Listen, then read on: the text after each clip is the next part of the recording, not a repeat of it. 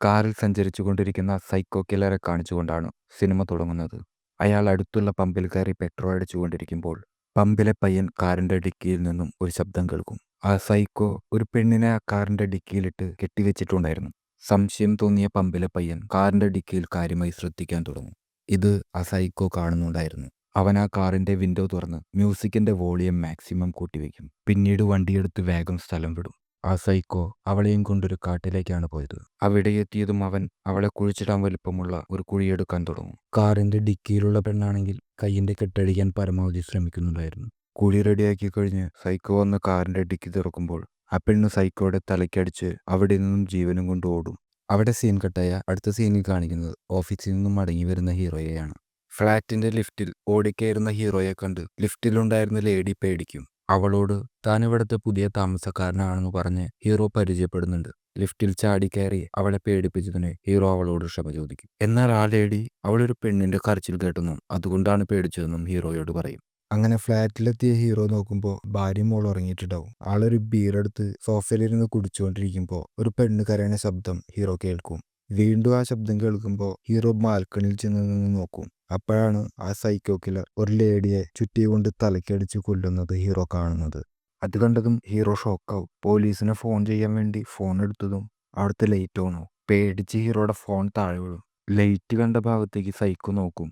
അപ്പോഴേക്കും ഹീറോ ഓടിച്ചെന്ന് light of ആക്കും. ഹീറോയുടെ ഭാര്യ വെള്ളം കുടിക്കാൻ വേണ്ടി ലൈറ്റ് ഇട്ടതായിരുന്നു. അവള് പോയി കിടന്നതിന് ശേഷം ഹീറോ തറയിലൂടെ ഇഴഞ്ഞു വന്ന് ഫോൺ എടുക്കും. ഹീറോ സൈക്കോനെ നോക്കുമ്പോൾ സൈക്കോ അപ്പോഴും അങ്ങോട്ട് നോക്കുന്നുണ്ടാവും. അയാൾ കൈ ചൂണ്ടി ഹീറോയെ ഭീഷണിപ്പെടുത്തും.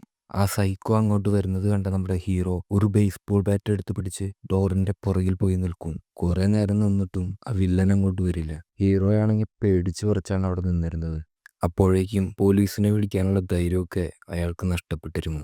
അവിടെ സീൻ കട്ടയിൽ അടുത്ത സീനിൽ ആ ചോരയിൽ കുളിച്ചു കിടക്കുന്ന പെണ്ണിനെ കാണാം. അവൾ മരിച്ചിട്ടില്ല.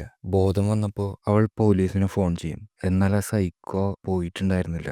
അവൻ ഫോൺ മേടിച്ച് കോള് കട്ട് ചെയ്യും. എന്നിട്ട് ചുറ്റികയെടുത്ത് അവളെ വീണ്ടും അടിച്ചടിച്ച് കൊല്ലും. പിറ്റേ ദിവസം ഹീറോയുടെ ഭാര്യ എണീറ്റ് വന്ന് നോക്കുമ്പോൾ ഹീറോ ബാൽക്കണിയിൽ നിന്നും താഴേക്ക് നോക്കി നിൽക്കുന്നുണ്ടാവും. ഭാര്യ വന്ന് നോക്കുമ്പോൾ താഴെ നിറയെ ആളുകൾ. സംഭവം പറഞ്ഞ പോലീസുകാരും ന്യൂസ് റിപ്പോർട്ടർമാരും വന്നിട്ടുണ്ട്. അവൾ അങ്ങോട്ട് പോയി സംഭവം എന്താണെന്ന് അറിയാമെന്ന് പറഞ്ഞപ്പോൾ ഹീറോ അതിനെ വിലക്കും.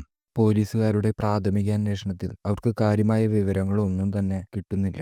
അവിടെ പാർക്കിങ്ങിൽ മാത്രമേ CCTV ക്യാമറ ഉണ്ടായിരുന്നുള്ളൂ. അതിലങ്ങനെ ദുരൂഹമായി ഒന്നും കണ്ടെത്താൻ അവർക്ക് കഴിഞ്ഞില്ല. ഫ്ളാറ്റിലുള്ള ആളുകളോട് സ്വകാര്യമായി കാര്യങ്ങൾ അന്വേഷിക്കാമെന്നും പുറത്ത് മറ്റേതെങ്കിലും CCTV ഉണ്ടോ എന്ന് ചെക്ക് ചെയ്യാമെന്നും പോലീസ് തീരുമാനിക്കും. ഓഫീസിൽ പോകാൻ ഇറങ്ങിയ ഹീറോ സംഭവം നടന്ന സ്ഥലത്തേക്ക് വരുന്നുണ്ട്. ഹീറോ ആ സൈക്കോ നിന്നിരുന്ന സ്ഥലത്തു നിന്നും ഹീറോയുടെ ഫ്ളാറ്റിലേക്ക് നോക്കും. ആ സൈക്കോ അയാളെ കണ്ടിട്ടുണ്ടോ എന്ന് ഉറപ്പുവരുത്താൻ വേണ്ടിയാണ് ഹീറോ അങ്ങനെ ചെയ്തത്. എന്തായാലും ഹീറോ അങ്ങനെ നോക്കി നിൽക്കുന്നത് ഹീറോ അറിയാതെ ആരോ ഫോട്ടോ എടുക്കുന്നുണ്ട്. പിറ്റേ ദിവസം പോലീസുകാരൻ ഫ്ളാറ്റിലെ ആളുകളോട് സംഭവത്തെക്കുറിച്ച് അന്വേഷിക്കാൻ തുടങ്ങും. എന്നാൽ അവരാരും തന്നെ അന്വേഷണത്തോട് സഹകരിക്കുന്നുണ്ടായിരുന്നില്ല. ഫ്ളാറ്റിലുള്ള ഒരു പെൺകുട്ടി അവൾ ഒരു 2 മണി സമയത്ത് ഒരു പെണ്ണിന്റെ കരച്ചിൽ കേട്ടെന്ന് പറയും. എന്നാൽ കൂടുതലൊന്നും അവൾ കണ്ടിരുന്നില്ല. അപ്പോഴേക്കും അവളുടെ അമ്മ വന്ന് അവളെ കൂട്ടിക്കൊണ്ടു പോകും. അവിടെ സീൻ കട്ടായാൽ അടുത്ത സീനിൽ വീട്ടിലിരുന്ന് TV കാണുന്ന ഹീറോയെയും ഹീറോയുടെ വൈഫിനെയും കാണാം. TVയിൽ അവരുടെ ഫ്ളാറ്റിൽ നടന്ന കൊലപാതകത്തിന്റെ വാർത്തയായിരുന്നു കാണിച്ചിരുന്നത്. അന്ന് രാത്രി അയാൾ പോലീസിനൊരു അജ്ഞാത സന്ദേശം അയക്കാമെന്ന് തീരുമാനിക്കും. അയാൾ സംഭവത്തെക്കുറിച്ച് ടൈപ്പ് ചെയ്തുകൊണ്ടിരിക്കുമ്പോൾ അവരുടെ ഫാമിലി ഫോട്ടോ കണ്ട് ഒരു നിമിഷം അയാൾ ചിന്തിക്കും, എന്തിനാ വെറുതെ ഓരോ പ്രശ്നങ്ങളിൽ ചെന്ന് ചാടുന്നത്. അയാൾ ആ ടൈപ്പ് ചെയ്തുകൊണ്ടിരുന്ന മെസ്സേജ് അയക്കാതെ ലാപ്ടോപ്പ് അടച്ചു വെക്കും. പിറ്റേ ദിവസം കേസ് അന്വേഷിക്കുന്ന പോലീസ് ഉദ്യോഗസ്ഥൻ ഹീറോയുടെ വീട്ടിലേക്ക് വരുന്നുണ്ട്. അയാൾ ഹീറോയുടെ വൈഫിന്റെ മൊഴിയെടുക്കാൻ തുടങ്ങും. എന്നാൽ അവളൊന്നും കണ്ടില്ലെന്നാണ് പോലീസുകാരോട് പറയുന്നത്. അവിടെ സീൻ കട്ടായാൽ ഫ്ളാറ്റിലേക്ക് നടന്നു വരുന്ന ഹീറോയെ കാണാം. അയാൾ നടന്നു വരുമ്പോൾ ഒരു ബൈക്കിൽ ആരോ അയാളെ ഫോളോ ചെയ്യാൻ തുടങ്ങും. ഹീറോയ്ക്ക് വല്ലാതെ പേടിയാകാൻ തുടങ്ങും. അപ്പോഴാണ് ആ പോലീസ് ഉദ്യോഗസ്ഥൻ അങ്ങോട്ട് വരുന്നത്. പോലീസുകാരൻ സംഭവത്തെക്കുറിച്ച് ഹീറോയോട് ചോദിക്കുമ്പോൾ ആ ബൈക്കുകാരൻ കുറച്ചു മാറി നിന്നു അവരെ നിരീക്ഷിക്കുന്നുണ്ടായിരുന്നു. പോലീസുകാരന് ഹീറോ സംഭവം കണ്ടെന്ന് നല്ല സംശയമുണ്ട്. സംഭവം നടന്ന സമയത്ത് ഹീറോയുടെ ഫ്ളാറ്റിൽ ലൈറ്റ് ഓൺ ആയത് പോലീസ് ഓഫീസർ അറിഞ്ഞിരിക്കുന്നു. ഇതിനെക്കുറിച്ച് ചോദിക്കുമ്പോൾ ഹീറോ നല്ലപോലെ മദ്യപിച്ചിരുന്നത് കൊണ്ട് തനിക്കൊന്നും ഓർമ്മയില്ലെന്ന് പറഞ്ഞ് അയാൾ ഒഴിവാകും. അപ്പോഴാണ് പോലീസ് ഓഫീസർക്ക് ഒരു കോൾ വരുന്നത്. സൈക്കോ കില്ലറെ കുറിച്ചുള്ള വിവരങ്ങൾ അവർക്ക് കിട്ടിയിരിക്കുന്നു. അവിടെ സീൻ കട്ടായാൽ അടുത്ത സീനിൽ സൈക്കോയാണെന്ന് തെറ്റിദ്ധരിച്ച് പോലീസുകാർ ഒരുത്തനെ പിടികൂടാൻ ശ്രമിക്കുന്നുണ്ട്. അവൻ പോലീസുകാരുടെ കയ്യിൽ നിന്നും രക്ഷപ്പെട്ട് ഒരു ബിൽഡിങ്ങിൽ വന്ന് ഒളിച്ചിരിക്കും. അവിടെ ഇരിക്കുമ്പോൾ അവനൊരു കോൾ വരും. മരണപ്പെട്ട പെണ്ണിന്റെ ഫോണിൽ നിന്നായിരുന്നു ആ കോൾ വന്നിരുന്നത്. അവൻ ആ കോൾ എടുത്ത് ഹലോ നിങ്ങൾ ആരാണെന്ന് ചോദിക്കും. ഈ സമയത്ത് ആരോ അയാളുടെ പുറകിലൂടെ വരുന്നുണ്ട്.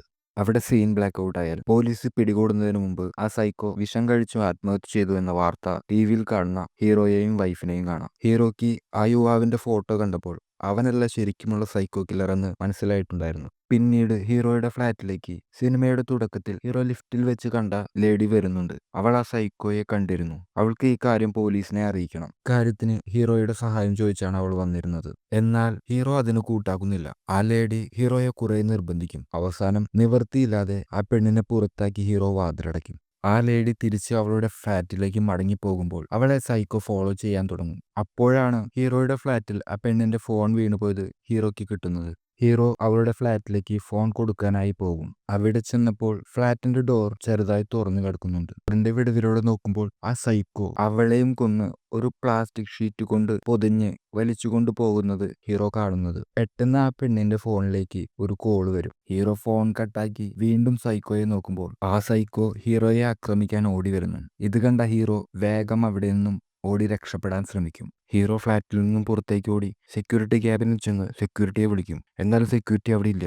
സെക്യൂരിറ്റി ക്യാബിൽ നിന്നും ഫോൺ എടുത്ത് ഹീറോ പോലീസിനെ വിളിക്കാൻ തുടങ്ങുമ്പോൾ ഹീറോയുടെ മകൾ വിളിക്കും. മകളുടെ ശബ്ദം കേട്ട് ഹീറോ തിരിഞ്ഞു നോക്കുമ്പോൾ മോളും വൈഫും അവിടെ നിൽക്കുന്നുണ്ടായിരിക്കും. തൊട്ടുപിറകിൽ ആ സൈക്കോയും അവിടെ നിൽക്കുന്നുണ്ടായിരുന്നു. തന്റെ ഭാര്യയെയും മകളെയും അയാൾ ഉപദ്രവിക്കുന്ന പേടിയിൽ അയാൾ പോലീസിനെ വിളിക്കില്ല.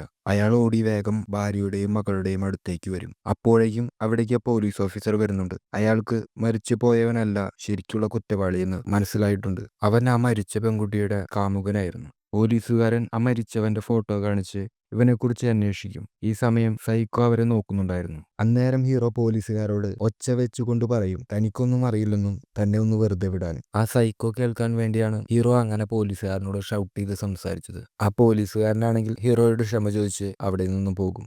പിന്നീട് ആ സൈക്കോയും അവിടെ നിന്നും പോകുന്നുണ്ട്. അവിടെ സീൻ കട്ടായാൽ അടുത്ത സീനിൽ പോലീസുകാർ സൈക്കോയുടെ വീട് കണ്ടുപിടിച്ചു. അവർ സൈക്കോയുടെ വീടിന്റെ അടുത്തു നിന്നും കുറച്ചു മാറി അവനെ കാത്തിരിക്കുകയാണ്. ആ സൈക്കോ അവനെ ആദ്യം കൊലപ്പെടുത്തിയ പെണ്ണിനെ തട്ടിക്കൊണ്ടുപോകാൻ ഉപയോഗിച്ച വണ്ടി ഒരു മോഷണ വണ്ടിയായിരുന്നു. ആ വഴിക്ക് അന്വേഷിച്ചാണ് പോലീസുകാർ അവന്റെ വീട് കണ്ടുപിടിച്ചത്. കുറച്ചു നേരങ്ങൾക്ക് ശേഷം ആ സൈക്കോ വീട്ടിലേക്ക് വരുന്നുണ്ട്. അവനെ കണ്ട് അസിസ്റ്റന്റ് അവനെ അറസ്റ്റ് ചെയ്യാൻ അനുവാദം ചോദിക്കും. എന്നാൽ ആ പോലീസുകാരൻ പറയും അവനെ കൊലപാതകത്തിനെ അറസ്റ്റ് ചെയ്യാൻ നമ്മുടെ കയ്യിൽ തെളിവൊന്നും കിട്ടിയിട്ടില്ല. നീ തൽക്കാലം അവനെ ഫോളോ ചെയ്യ്, ബാക്കി നമുക്ക് നോക്കാം. പിറ്റേ ദിവസം ഹീറോയെ കാണാൻ ആ പോലീസുകാരൻ വരുന്നുണ്ട്.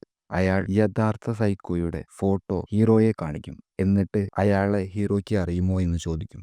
എന്നാൽ ഹീറോ കണ്ടിട്ടില്ലെന്ന് തന്നെ പറയും. പോലീസുകാരൻ പറയും ഇവനാണ് യഥാർത്ഥ കില്ലർ. ഇവനെ അറസ്റ്റ് ചെയ്യാൻ തക്ക തെളിവുകളൊന്നും ഇപ്പോൾ കിട്ടിയിട്ടില്ല. ഈ സംഭവം ഫ്ലാറ്റിലുള്ള ഒരു ലേഡി കണ്ടിട്ടുണ്ടെന്നാണ് അറിയാൻ കഴിഞ്ഞത്. പക്ഷേ അവളെയും ഇപ്പോൾ 2-3 ദിവസങ്ങളായി കാണാനില്ല. പിന്നെ ഈ സംഭവം രണ്ടാമത് ഒരാൾ കൂടി കണ്ടിട്ടുണ്ട്.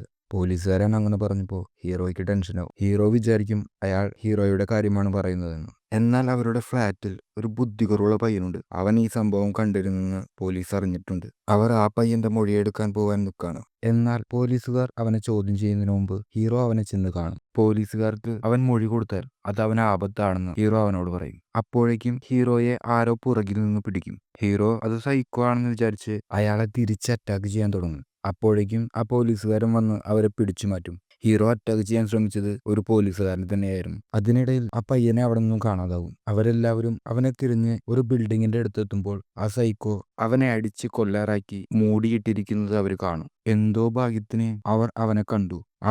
അവർ വേഗം ഹോസ്പിറ്റലിൽ എത്തിക്കും. ഈ സംഭവം കൂടിയായപ്പോൾ ഹീറോയ്ക്ക് മനസ്സിലാവും ആ സൈക്കോ തന്നെയും എന്തായാലും വെറുതെ വിടില്ല. അങ്ങനെ ഹീറോ സൈക്കോക്കെതിരെ മൊഴി കൊടുക്കാൻ തന്നെ തീരുമാനിക്കും. ഹീറോ മൊഴി കൊടുത്തതും പോലീസുകാർ സൈക്കോയെ അറസ്റ്റ് ചെയ്യാൻ പുറപ്പെടും. അവർ സൈക്കോയുടെ വീട്ടിലെത്തി അവനെ വളയും. എന്നാൽ ആ സൈക്കോ അവിടെ ഒരു സ്ഫോടനമുണ്ടാക്കി പോലീസുകാരെ വെട്ടിച്ച് വിദഗ്ധമായി അവിടെ നിന്നും കടന്നു കളയും. അവൻ രക്ഷപ്പെട്ടതറിഞ്ഞ ഹീറോ വേഗം തന്നെ വീട്ടിലേക്ക് പുറപ്പെടും.